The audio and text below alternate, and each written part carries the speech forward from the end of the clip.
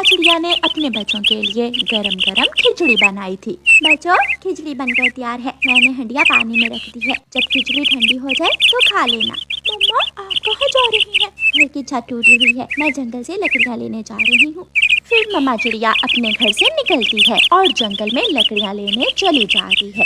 कालू जी, मुझे तो भूख सता रही है, कहीं से कोई दाना ही चुरा कर ला दो।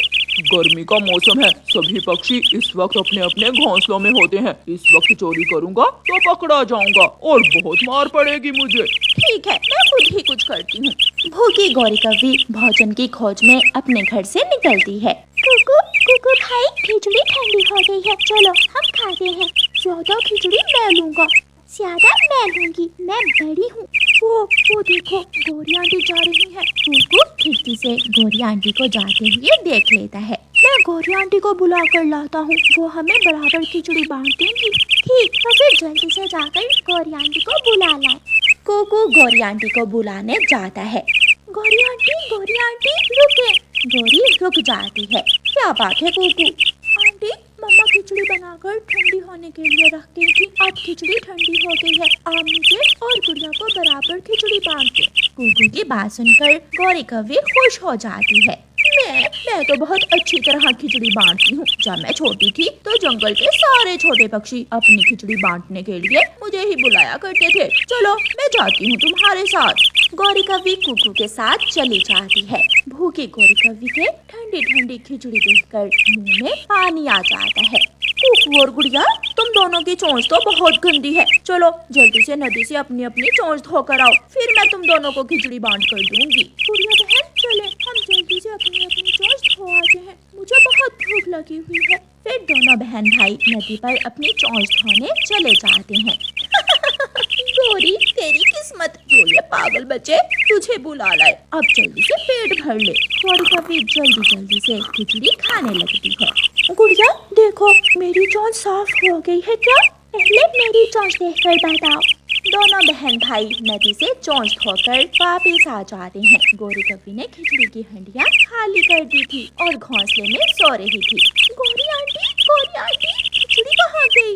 गौरी जल्दी से उठती है। क्या बताऊं बच्चों, तुम दोनों जैसे ही घर से बाहर के एक बड़ी सी काले रंग की बिल्ली आई और सारी खिचड़ी खा गई। मैंने उस दुष्ट बिल्ली को मना किया तो वो मुझे मारने लगी।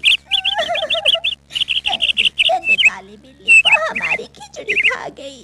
अब मैं जाती हूँ, मुझे नींद आ रही है। गौरी कव्वी अपने घर चली जाती है। कालू जी, मैंने दोनों बच्चों को नदी पर भेजकर पीछे से जी भरकर खिचड़ी खाई, मजा ही आ गया। क्या था जो थोड़ी मेरे लिए भी बचा कर ले आती? खिचड़ी इतनी स्वादिष्ट थी कि मेरा दिल ही नहीं भर रहा था। मम्मा चिड़िया जब जंगल से लकड़ियाँ लेकर वापस आती है तो गुड़िया अपनी मम्मा को सारी बात बताती है। मम्मा, फिर जब हम नदी पर अपनी चोंच धोने के तो काली बिल्ली गौरी आंटी को डराकर सारी ही खिचड़ी खा गई। बच्चों, आप गौरी को क्यों लेकर आए? आपस में मिलकर खिचड़ी खा लेते। खिचड़ी काली बिल्ली ने नहीं बल्कि काली गौरी कव्वी ने ही खाई है। वो तो बहुत चालाक कव्वी है। ये सुनकर दोनों बच्चे हैरान हो जाते हैं। इसका मतलब गौरी आंटी ने हमें उल्लू बनाया। हाँ, वो तुम दोनों को पागल बनाकर खिचड़ी खा गई है। कुकू भाई देखना, हम भी गौरी आंटी को ऐसे ही पागल बनाएंगे। फिर कुछ दिनों के बाद गौरी कव्वी दुकान पर बैठी हुई थी।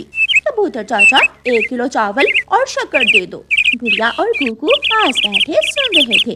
गौरी आंटी, क्या आज आप मीठे चावल बना रही हैं? हाँ, आज बहुत दिनों बाद मैं भी अपने घर में मीठे चावल बनाकर खाऊंगी।